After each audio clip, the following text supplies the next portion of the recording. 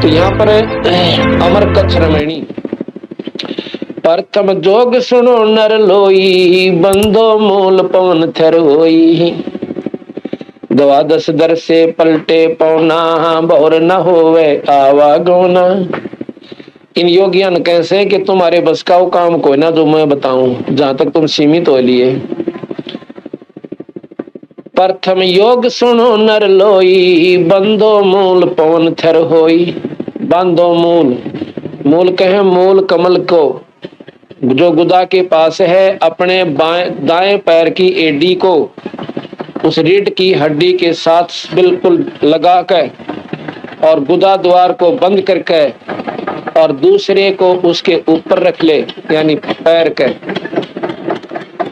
इसको सिद्ध आसन कहते हैं। प्रथम जोग सुनो नर लोई, बांधो मूल पवन थर होई। उससे क्या होगा कि तेरी पवन वायु या रुकन लग जाएगी और रुक के एकदम झटका देगी, मूल कमल न खोल देगी। फिर अपना सांस अभ्यास, वो योग अभ्यास करते रहेंगे। प्राणायाम, प्राणायाम करते करते एकदम जैसे मोटरसाइकिल स्टार्ट कराया करे ना, किक मारते मारते ना स्टार्ट हो, और एक बार ऐसा प्रेशर बना पट दे स्टार्ट हो जाए। तो ऐसे सुमन व सांस को योग अभ्यास द्वारा चलाते रहते हैं योगी जन। तो वो सांस जब तक चलाते रहना है जब तक वो दूसरा कमल ना खुल जाए। ऐसे योगियों का मार्ग है, वो हो सकता है एक सारा जीवन उनका एक का दो कमल खोलने में चला जा। तो यहाँ कहते हैं प्रथम योग सुनो नर लोई, बंधो मूल पवन थर होई। द्वादश दर से पलटे पौना, बहुर न होवे आवागोना। बर में द्वादश, अभी तक आपने सुना है कि 10 दरवाजे से, बस किसी भी योगी से पूछ लो और किसी शास्त्र को उठा लो, कहते हैं 10 द्वार हैं। और ये कहे 12वें द्वार से आप इस पवन को वापस चढ़ाओ, ब्रह्मरंध्र को पार करके। ब्रह्मरंध्र के पार एक और दर है, एक और द्वार से। द्वादश दर्श, द्वादश कहते हैं 12वें दर से, दर माने दरवाजे पड़ते हैं, द्वार पड़ते हैं। द्वादश दर से पलटे पौना, बहुर न होवी आवागमना। कि उनका आवागमन को, और वहां तक योगी जा नहीं सकते, किसी सूरत में नहीं जा सकते। सहस्रार कमल ये 10वें द्वार और 11वें द्वार के बीच में रह ले से योगी जन 10वां द्वार पार करके समझ लेते हैं कि बस इस तो ऊपर कुछ भी कोई ना। ज्योत निरंजन के दर्शन हो गए 1000 पंखड़ियां से, उनमें न्याय इतनी गजब की चमक से, और उनका समूह प्रकाश जो दूर से दिखे से, वो प्रकाश ही प्रकाश काफी दूर तक उसने प्रकाशित कर रखा है। आप यहाँ पर इकट्ठे 1000 बल्लभ बिल्कुल जो है ना 10 फुट के अंदर ला दो, दूर से आप देखोगे ऐसा दिखेगा चाड़ा पाट रहा रोशनी, दूर प्रकाश प्रकाश दिखेगा, वह कोई ना दिखे नहरे नहरे। और जितना नजदीक आवेंगे फिर पता चलेगा ये बल्लभ अलग अलग है। इसी प्रकार सहस्रार कमल जो हमारे यहाँ पर अंदर बना हुआ है, योगी जन उसकी हद में जो पहुंचे हैं उन्हें प्रकाश दिखे से, और वहां तक पहुंचने का जो मार्ग से करोड़ों किलोमीटर कोस का है, योजन का। और वहां से जो शुरू हो जाता प्रकाश ही प्रकाश प्रकाश, उसने देख कर प्रसन्न हो जाते हैं। ज्योत निरंजन की यथार्थ उन स्थान तक भी वो नहीं पहुंच पाते, और सुनी सुनाई बातों को प्रकाश को भगवान मानकर वहीं पर रह लेते हैं। और इससे ऊपर तो महाराज का हमारा मार्ग यहाँ से शुरू होता है।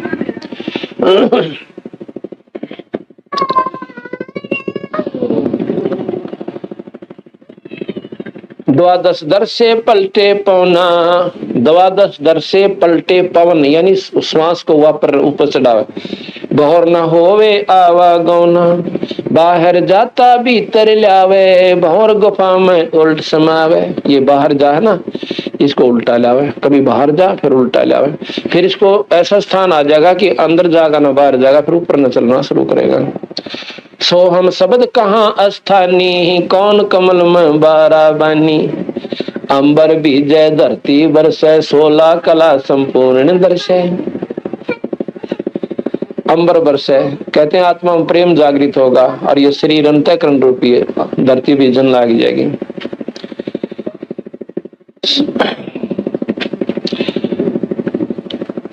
तब और 16 कला संपूर्ण दर्शन, फिर वो आपको ईश्वरीय शक्ति के जिसको तुम देखना चाहो सो दर्शन होंगे। 16 कला, 16 कला के भगवान ये है विष्णु जी।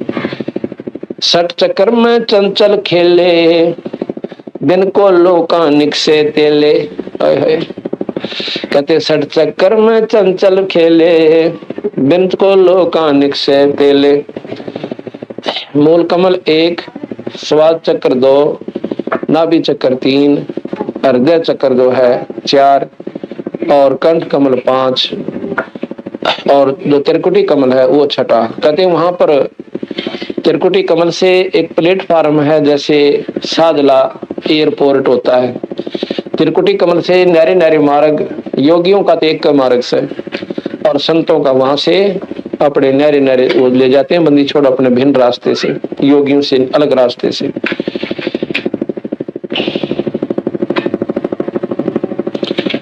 सठ चक्कर में चंचल खेले, बिन को लोकानिक से तेले। अब जैसे सरसों में और तिल में तेल होता है, पर कोल्लू में गिरे बिना, उसमें डाले बिना वो तेल बने को नहीं। इसी प्रकार इस शरीर रूपी कोल्लू में वो विधि करनी पड़ेगी, वो नाम डालना पड़ेगा, जब उसमें ईश्वर प्रकट होगा।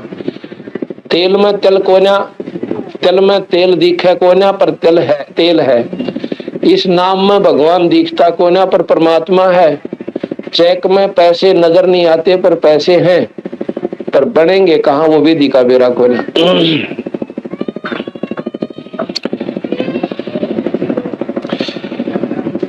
सर चक्कर में चंचल खेले है, बिन को लोकानिक से तेले है। जो तुम दीपक जोवा चाहिए, तो शब्द अनाहद हंसा गई है। जो कह जय तो दीपक जोवा चाहिए, अगर तू अंदर प्रकाश पैदा करना चाहता है तो शब्द अनाहद हंसा गई है। अनहद जिसकी कोई हद ना हो वो शब्द, बाकी शब्द हद के हैं, और वो अनहद शब्द है, वो सत शब्द है, सार नाम है। कहते हैं उस नाम को आप प्राप्त कीजिए। कम अनहद शब्द एक धुन को भी कहते हैं। वहां पर एक जैसे एक स्थान पर वही शब्द कुछ और अर्थ दिवस है, और एक स्थान पर वो फिक्रे पर कुछ और दिवस है। जो तो दीपक जोया चाहिए, तो शब्द अनाहद हंसा गई है। अगर तू चांदना अंदर करना चाहता है, उस परमात्मा को देखना चाहता है, तो इस नाम ने ले ले भाई और भजन शुरू कर दे। फिर वो अपने आप प्रकट हो जाएगा, जैसे तल में तेल निकल गया।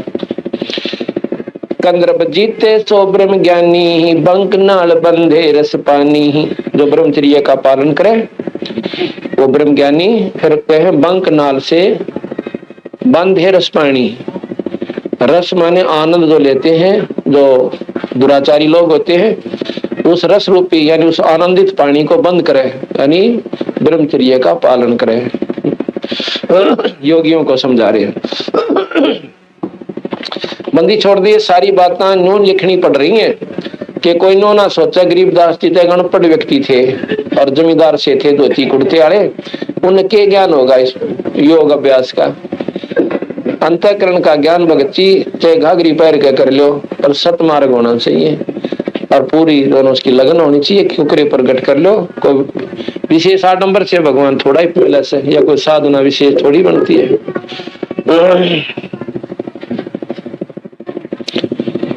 कंद्रब जीता सो ब्रह्म ज्ञानी, बंक नाल बंधे रस पानी। सपत सुरों का एक द्वारा, ता घाटी से बंध पारा। सपत सुरों का, 7 जो सुर हैं, श्वास है, उन 7 का कहते एक ही रास्ता है, एक ही द्वार है योगियों का। ता घाटी में बंधे पारा, उस स्थान पर अपना उन्हें काबू करके उस स्थान पर घुमा फिरा के इन 7 पावनों को वहां ले आवे। जैसे मूल कमल से स्वाद चक्र, नाभि कमल, हृदय कमल, एक बीच में एक कमल और है, वो योगियों ने बिना वेरा। और फिर कंठ कमल, त्रिकुटी कमल, और फिर वो सहस्रार कमल 7वां आ जैसे। सैंस मुखी छत्र गंग नवा, सप्त सुरों का एक द्वारा, ता घाटी से बंद पारा, ता घाटी पर बंद लगावे, सो तो काम धेनु दो लावे। सैंस मुखी सत नहावे गंगा, मेटो मन की लहर तरंगा। चंचल को कोई निश्चल जीते, पलक एक चारों जुग बीते। योगी जन जो हैं, योगियों को बताऊं भाई, इस चंचल मन को रोक कोई एक आधा ही रोकेगा, और फिर वो योगी जन जो बैठे रहे उनकी ऊपर समाधि पहुंच जैसे, और उनके 4 युग भी ऐसे चले गए जैसे एक पल में बीत गए हों। चंचल को कोई निश्चल जीते है, पलक पलक एक चारों जुग बीते। या घट अनहद, या घट में अनहद आनंदा, या घट में अनहद आनंदा, अब बिना गिनती का आनंद है अंदर जाके। बिचरे जब लग सूरज चंदा, अब एक एक बात पर कितनी गहराई दे दी बंदी छोड़ को गरीबदासियों ने।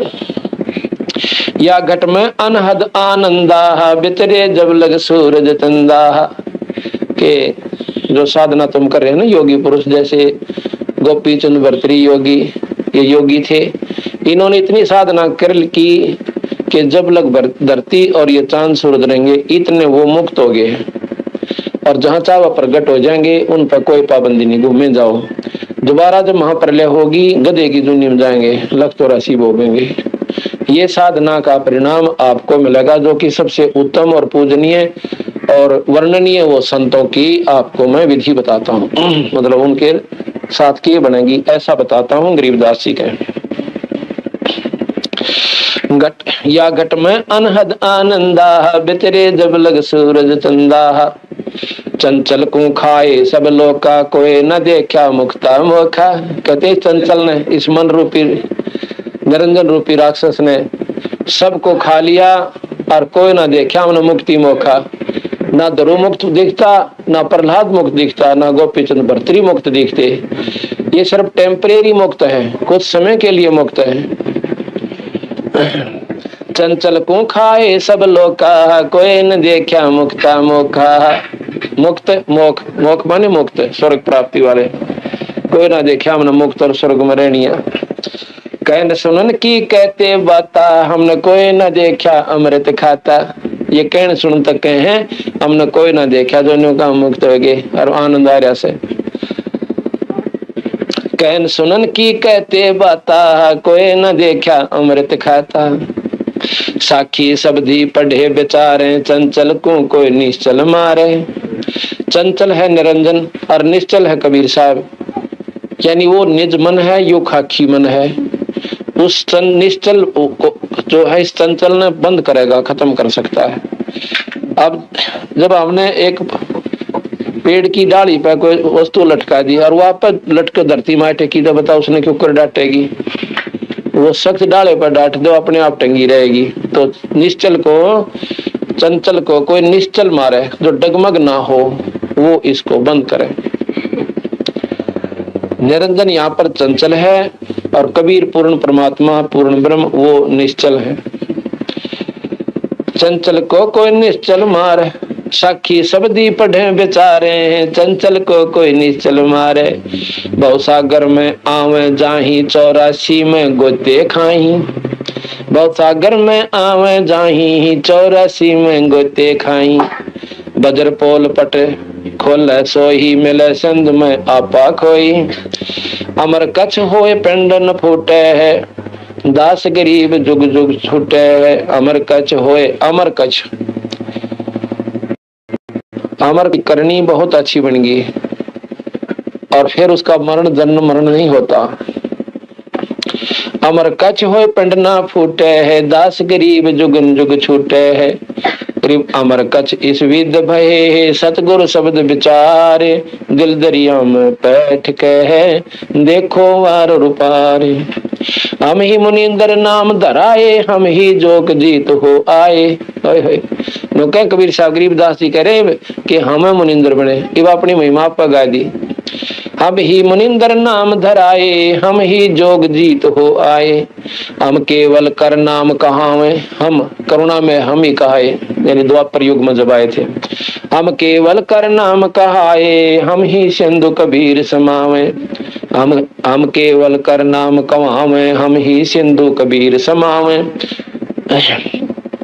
मोहम्मद बोध सुनो ब्रह्म ज्ञानी, शंकर दीप आए धुन जानी। अब कहते हैं मोहम्मद साहब जिन्होंने ये मुसलमान धर्म चलाया है, वो शंकर द्वीप से आए थे, वो शंकर के उपासक थे, शंकर के उपासक थे, और उन्हीं को उन्होंने अल्लाह खुदा की संज्ञा दे दी। मोहम्मद बोध सुनो ब्रह्म ज्ञानी, शंकर दीप आए धुन जानी। लोक दीप को हम चल गए, हम ले गए यो इच्छा रूपी वहां ना रहो। कहते मोहम्मद को, जो मुसलमान धर्म का प्रवर्तक है, उसको भी हम सतलोक ले गए थे, पर इच्छा रूपी वहां रहे को ना।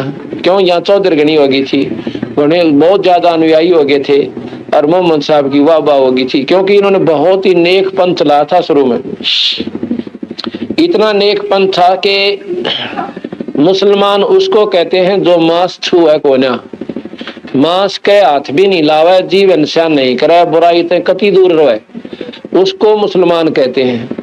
और आने वाले समय में आपको वर्णन भी देंगे कि किस प्रकार यह कुरीति मांस खान की पड़गी।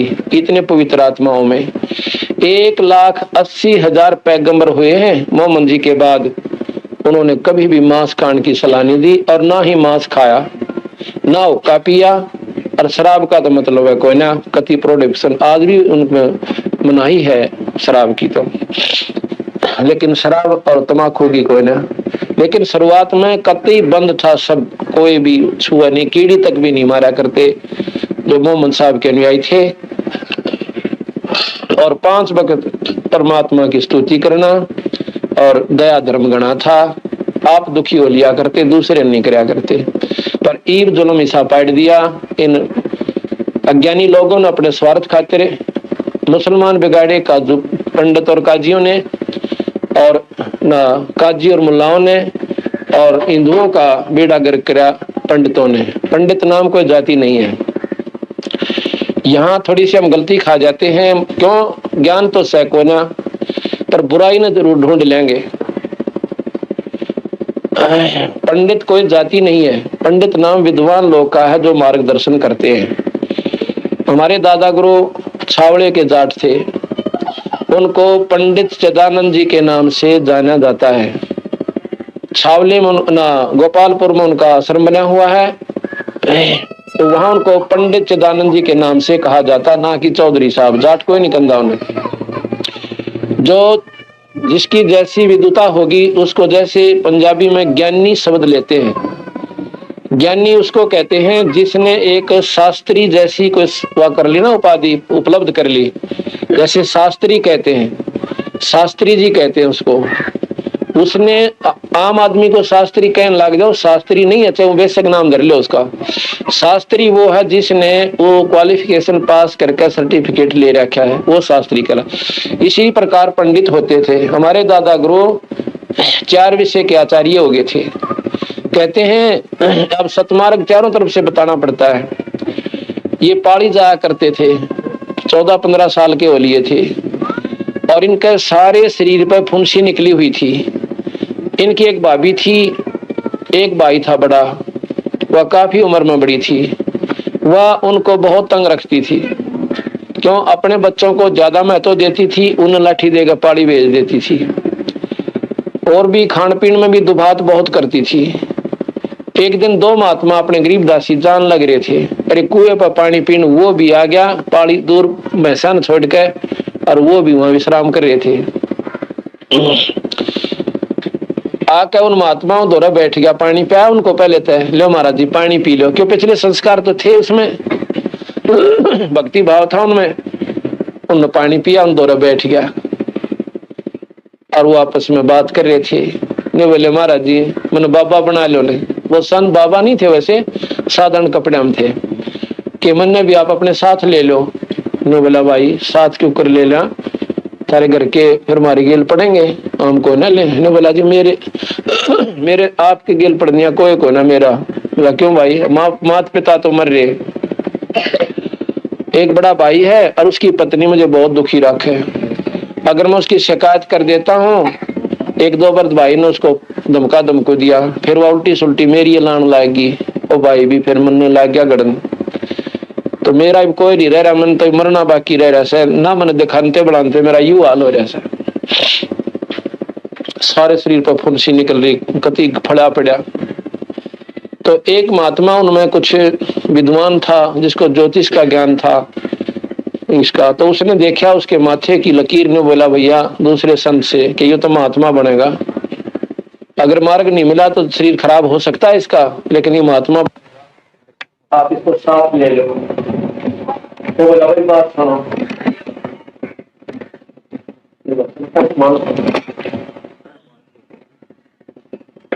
एक बात बताओ, एक काम कर, एक बात सुनो कि भाई हमारे साथ तो कोई नहीं होगा, तुमने पूछने वाला अभी कति नहीं आओ, कति नहीं हमारा दिनों भी नहीं पूछेंगे उम्र क्या दिवस, और मैं पारिया कह दूंगा मैं तो अपना जाऊँ, ठीक से तुम्हारे ऐसा नोड़ा पालिया के हाथ करके भैंसों को, दूसरे गौओं को, बच्चों को दूसरे पालिया का वाला करके हमारे घर क्या न कि मैं ही वो न पाऊं कोई ना, और बेशक मुझे ना ढूंढे, ऐसा भी उसने किया। वो महापुरुषों के साथ चला गया। कहते हैं वो महात्मा जी का हमारे जो तीसरे दादा गुरु जी थे, दादा परदादा गुरु जो थे हमारे गंगेश्वरानंद, वो बड़े अच्छे महात्मा थे, और गंगेश्वरानंद का आश्रम है वाजिदपुर में, गोपालपुर में आश्रम है पंडित चिदानंद जियों का। तो गंगेश्वरानंद जियों ने उनको विद्या पढ़ने के लिए काशी भेज दिया, अब पुत्र तू पढ़ ले और इस वाणी का फिर अच्छी तरह प्रचार करना। अब वहां पहुंच गए वो काशी में जाकर नवाए जो वहां के शास्त्र टीम के वह गोट लिए, 4 विषय के आचार्य बन गए, 4 विषय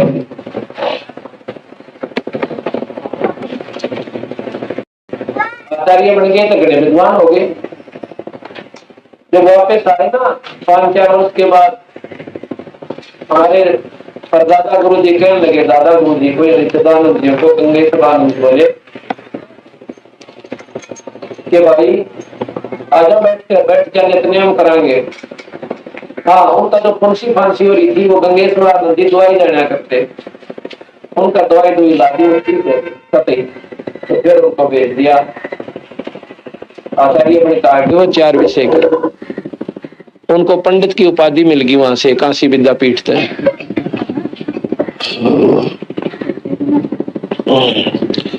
तो क्या हुआ, जब वापस आए तो महाराज गंगेश्वरानंद जी कहने लगे, चिदानंद आजा बैठ जा, नित्यनेम करा कर भाई, ये गुटखा दे दिया।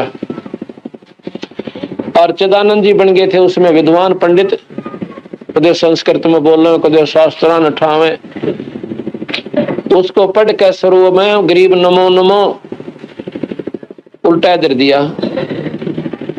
महाराज जी बोले, चिदानंद नित्यनेम को नहीं करया। महाराज जी ये कोई विद्वानों की भाषा थोड़ी है, तो अनपढ़ों की भाषा, या तो उठ पटांग बकरिया क्या इसमें। गंगेश्वरानंद ने बोला, इसने पढ़ ले बोल वाला कड़ेगा, तू महात्मा बन गया, इस बिना गुजारा कोई ना। बोले कोई ना हाँ कया ना कही, और जाके ठाके दर दी, कदे गीता पढ़े, कदे शास्त्र पढ़े, कदे फलाने पढ़े, मंड गया करडा होके। गंगेश्वरानंद ने सोचा छोरा तो कति बिगड़ गया, अर्ज करी परमात्मा ए बंदी छोड़, सतमार्ग दो इसने। अब थोड़ा सुख होंगे युवांडी पा गया, जब थोड़ा डले डो था घर में, टूक भी ना मिले थे समय पे। अरे भी गरीबदास की वाणी ने अनपढ़ों का होगा, देख काल की बुद्धि में बैठ गया। क्या हुआ, उसका चौथे दिन कोड शुरू हो गया सारे शरीर पे, पंडित चिदानंद जी के कोड शुरू हो गया। तो उसको दवाई वो भी सीख रहा था, गुरुजियां पे भी सीख ली थी, कुछ बहुत तगड़े वैद्य थे वो, गोपालपुर में वैद्य के नाम से भी प्रसिद्ध है वो, कलकत्ते तक के लोग आकर वहां ठीक हुए उनसे, इतनी अच्छी दवाई जानते थे। तो बोला कोड लग गया सारे शरीर पर, अपनी दवाई खूब प्रयोग कर ली और वैद्यों से भी जा लिया, खूब दिखा लिया, कति 19-21 का लाभ नहीं, ज्यादा बढ़ती चली गई। तो कहने लगे, आखिर में गुरुदेव जो राके रोन लागे ने, बोले महाराज जी मेरा तो बुरा हाल हो गया। और कोई कति नो कपड़े चपन लागे, सारे गात के माखी बनकन लाएगी। तो पंडित गंगेश्वरानंद ने बोले, बेटा मेरा दौरा तो गरीब नमो नमो है, इसने फेर पढ़ ले, और इस तेरा सारा बेड़ा पार हो जाएगा। 41 दिन तब मैं पानी भर के और 7 बार यो मंगलाचरण पढ़ के और फिर ना लिया करिए, और फिर और बकवाद दाम ना बढ़िए, इस शास्त्र को पढ़ना शुक्र दे जो ग्रंथ साहब बंदी छोड़कर। अब उसने 7 बार मंगलाचरण पढ़ा अपनी बाल्टी पे और स्नान कराया। उस दिन उसको 10% राहत होगी, सारे ऊपर से खुरंड से आगे मुरझाउन से लग गए। रोजाना ऐसे खत्म होते चले गए। 41वें दिन उसका कुछ भी नहीं रहा, कहते एक अंगूठे में रह गया थोड़ा सा, वो भी उन्होंने गुरु की बात की अवहेलना करी थी, आखिर तक खत्म नहीं हुआ उनका वो अंगूठे वाला, बाकी ठीक हो गए। उस दिन के बाद उन्होंने जो गुरु जी ने कह दिया वो ये काम करा, उन्होंने अपना मनमुखी नहीं करी। यहाँ पर भी यही बात है, जो गुरु वचन पर डट गए कट गए फंद 84 के, तो वो पंडित जी थे पर थे जाट। अगर तुम फीत समझो, जैसे फीत आमला रहे, जिन जो पंडित नहीं है, विद्वान नहीं है, वो भी अपने आप को पंडित कहते हैं और समझते हैं, और पंडित का कहीं जिक्र आवे से उनको महाराज लताड़े हैं और वो महसूस करें, तो वो लोग तो इतने बावड़े से हैं। जिस प्रकार पहले वैद होया करते, बहुत विद्वान अच्छे वैद थे, उनके वंशजों को फिर वैद कहने लग गए। अब भी लिखते हैं दौलत राम वैद, किशोर लाल वैद, वो वैद कोई ना जानते, कोई ना पेट के दर्द की दवाई, और वह भी वैद को वो नकली वैद है, वह वैद नहीं है। इसी प्रकार जो पंडित के कहन तर राजकाली माने, जैसे मैंने कहा था, इस शब्द को इन अज्ञानी जीवों के दिमाग में जचाणता ये उदाहरण देने पड़े। ना तो न्यों कह दो हमारा दी तो ब्राह्मणा की जो है ना बुराई करते हैं, ब्राह्मण सोए जो ब्रह्म पहचाने। ब्राह्मण अगर मायनो समझा जा तो सुदामा था, उसकी औरत पच ली थी, रो ली थी, बालक भूखे बैठे थे, अर्नो कहती तू मांग ला कृष्ण जी पे, नो बोला ब्राह्मण का काम मांगण का कोई ना, हम तो बख्शा करें दुनिया को। अरे ब्राह्मण उसने समझा जो मांगता अंड है। तो इन बातों ने पकड़ोगे जब जाके आपकी बुद्धि ऊपर न उठेगी, फिर जात पात मजहब खत्म होगा। और मानव हम एक मानव है, हमारा मानव धर्म से, हम कोई जात पात मजहब नहीं है। अगर विचार करे तो ना फिर भाई मारे जाओ लठ अपना आप एक दूसरे को ऊंचा नीचा समझ कर। गरीबदास जी कहते हैं ऊंच नीच इस विध है लोई, और कर्म को कर्म कहावत होई। माड़े काम करनिया नीच से, चाहे वो किसी जाति का है, और अच्छे काम करनिया ऊंच है, चाहे वो थारी दृष्टि में कितनी नीच जाति से। महाराज के हमने जीत प्यारा लगा, जो आप बीड़ी शराब तम्बाकू त्याग के भगवान का भजन करें, वो तो देवता से हमारे लिए। तो यहाँ जो बात चल रही थी कि मुसलमान धर्म की, कि काजी और मुल्लाओं ने तो भ्रष्ट कर दिया मुसलमान भोली भाली आत्माओं को, और पंडितों ने डबो दिए जो स्वार्थी लोगों, जैसे उस दिन बताई थी, वो ओम करने लग गया था ना, ओम हवन कर दे, वो 100 रुपये का हवन करवाया, जूतम जूता हो गए, ज्ञान था ना कोई ऐसे भी किए करना के नहीं करना। तो इसी प्रकार ऐसे लोगों ने, स्वार्थी लोगों ने यथार्थ शास्त्र का ज्ञान रहा कोई ना, पेट भरने का धंधा बना लिया इसको। अब जिसके परिणाम स्वरूप ये भोली बड़ी आत्मा कति सीधी नरक में चालती कर दी। आखिर में पितर धोकणता ही ला छोड़ी, भूत पूजनता ही तेरा बोला। जिसका गीता जी में साफ मना कर रखा कि भूत पूजेगा तो भूत बन जाएगा, भैरव न पूजोगे तो भैरव के पास चले जाओगे भूत बन के, और देवता न पूजोगे देवता के नौकर बन जाओगे, वहां पर तो उन्हें चक्कर कटाए जाएंगे, फिर 84 में जाना पड़ेगा उस दिन स्वर्ग में। और भाई भगवान बजोगे तो बेड़ा पार होगा।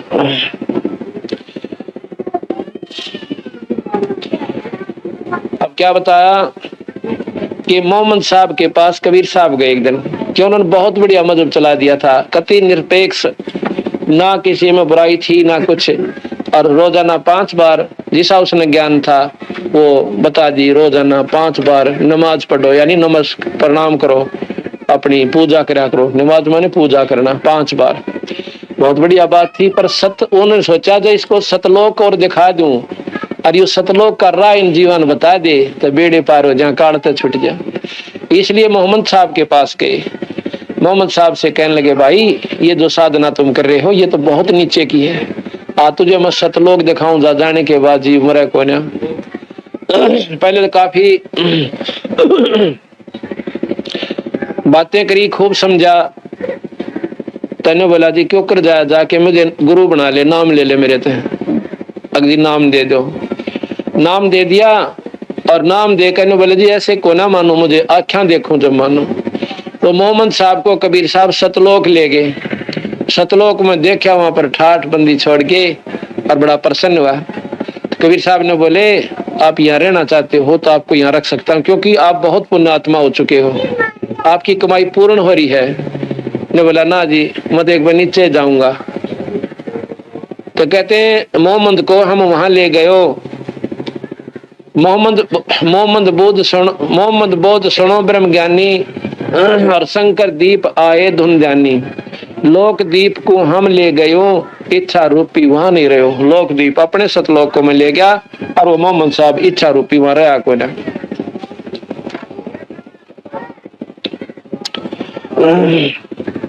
मोहम्मद बोध सुनो ब्रह्म ज्ञानी, शंकर दीप आए धुन ध्यानी। लोक दीप को हम ले गयो, इच्छा रूपी वहां ना रहो।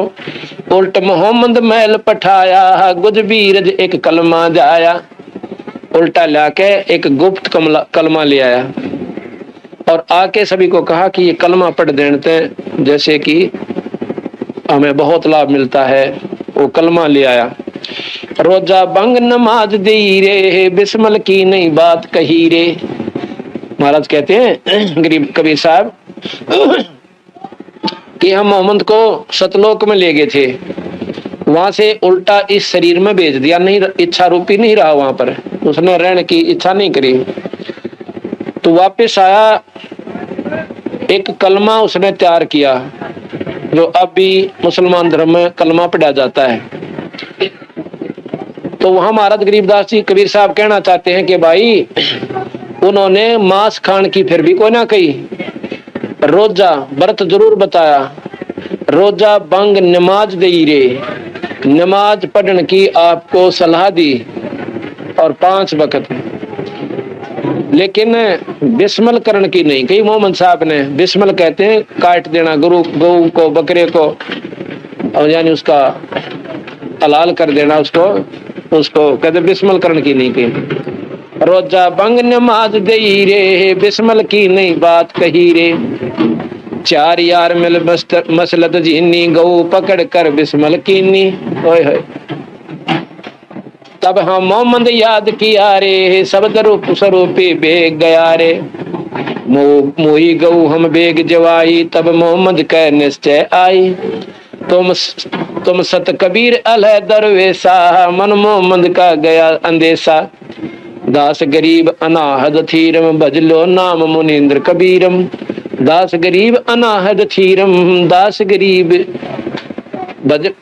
गरीब अनाहद थीरम, भजलो नाम मुनींद्र कबीरम।